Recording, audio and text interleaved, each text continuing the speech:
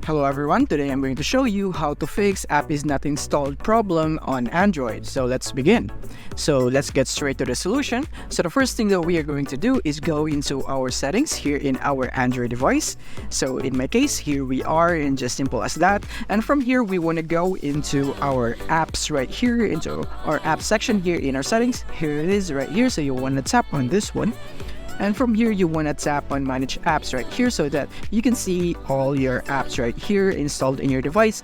And it might be a different steps for you depending on what UI you are or what device you are using, but you just want to go here into the settings where you can see all your apps installed. And from here, you want to search Google Play services right here, and as you can see, I have for AR right here. So if you have this, then you can just go and clear all data. You want to clear all data right here, and after that you are good to go. But if you have a Google Play Store services not for AR, you want to clear the data for that also, and after that you're all good to go. But if it's still not fixed, then I recommend that you clear all data for the Google Play Store also, and after that your problem should be fixed. If this video helped you out, don't forget to hit the like button and subscribe button so that you won't miss our future updates. Thank you for watching.